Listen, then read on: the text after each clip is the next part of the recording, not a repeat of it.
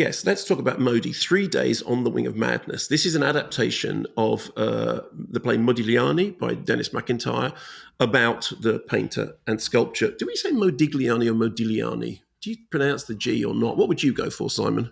Modigliani. Modigliani. Well, they say Modì in the film anyway. So this is directed by Johnny Depp, previously known as a very, very fine actor, more recently known as a ludicrous wearer of hats indoors, and of course the subject of a very, very public and very, very messy domestic abuse case, which went on for ages. So this is not Johnny Depp's first time behind the camera. In the 90s, mid-90s, he directed a film called The Brave with Marlon Brando. Marlon Brando, who got paid $19 million for his work on the first Superman film. We will get to the new Superman film later on. Simon, do you remember The Brave? No. Exactly. And there we are. So Johnny Depp's previous director with him and Marlon Brando, but no one remembers it. And the reason they don't is it was a fairly rubbish film. It was a sort of risible story of snuff movies. And in the end, I think it didn't even get theatrically released in America because I think Johnny Depp decided that the response to it at the festivals had been very bad and he didn't want to put it into cinemas. Anyway, this is potentially much more palatable, a slice of Modigliani's chaotic life set in Paris, 1916. We see Modì, as he's referred to, played by Riccardo Scamaccio, hanging out with a drunken friends, an incredibly smelly Soutine, played by Ryan McParlin, Maurice Trillo, who's drunk all the time, painting portraits of nudes, wrangling with his dealer, Leopold, played by Stephen Graham, and getting into a row with collector.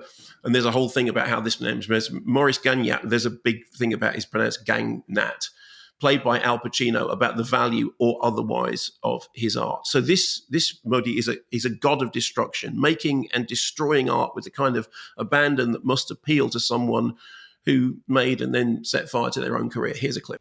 Listen, they're gonna put me in prison, okay? I need you to hide me. Please stop being so dramatic. Look at my hand.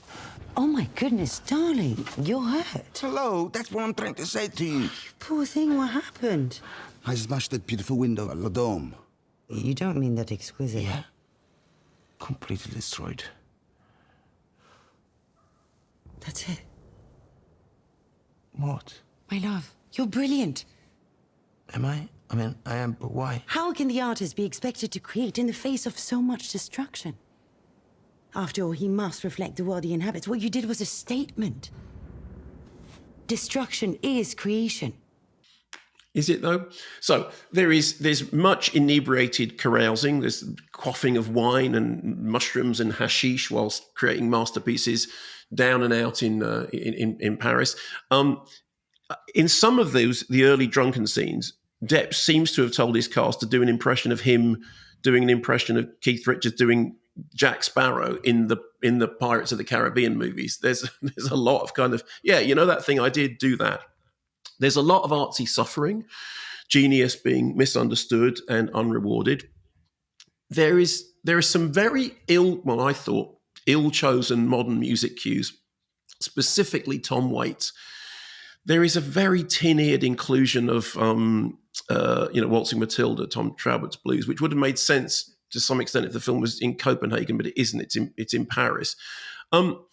There's a thing from Johnny Depp who said rather po-facedly, the saga of Mr. Modigliani's life is one that I'm incredibly honoured and truly humbled to bring to the screen. It was a life of great hardship, but eventual triumph, a universal human story that all viewers can identify with. And it is hard not to read that statement as it's a story of a really brilliant artist who is horribly misunderstood by those around him, but who remained true to his sort of piratical outlaw roots, if you know what I mean. In fact, it's not, originally it's Al Pacino's project.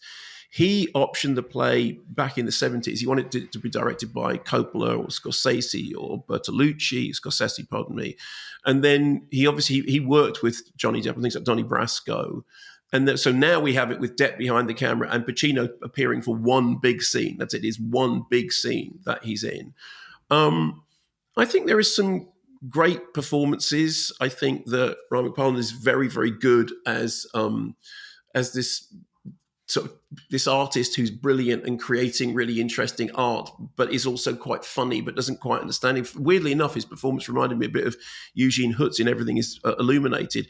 Pacino's character, crucially, has no interest in Modigliani, wants to be introduced to Soutine. And actually, I sort of thought, well, yeah, maybe the film would be more interesting if it was about the other characters rather than this. But, it's not terrible. It is better than The Brave, and it is perfectly adequately directed. I don't think it will have much of an audience, and I think it's one of those things that and if you ask me about it in a couple of weeks' time, I think my memory of it will be at very, very best passing. But it is what it is, but it is kind of hard sometimes to take it seriously because it's so much a kind of the artist, the outsider, the thing. It's a bit kind of, yeah, okay, tell us another story. But is it better than that terrible film he did with Paul Bettany? Do you remember? Okay.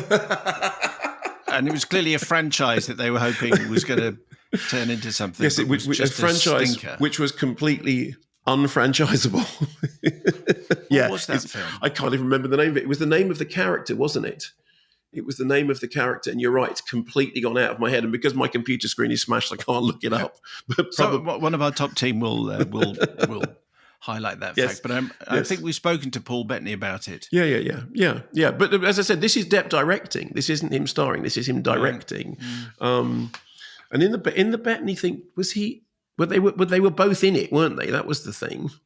Yes, they're both in it together, both right in it. Yeah, but like I said, it's the Al Pacino passion project, and it ends up that Al Pacino is in one big scene, which is actually probably one of the best scenes in the film. But it's okay. It's not Mordecai. Great. Yeah, Mordecai. Yes, right. Mordecai. Shockingly terrible. Wow. Really, that's a blast from the past. Yes, every single minute was a nightmare. So before you go, thank you very much indeed for watching this review, but it is only a small part of what we do. Ain't that right, Mark? A very small part. We do a weekly podcast from which these little tasters are taken when we review all the week's releases. And we talk through all of those releases in great detail and with great precision. And Simon interviews the biggest names from those releases. And we discuss a whole bunch of stuff. So join us by following our podcasts wherever you get yours. It's the only movie podcast you need. Kermode and Mayo's Take. Exactly. I entirely agree with Mark. What was it called again? Kermode and Mayo's Take. That's very good.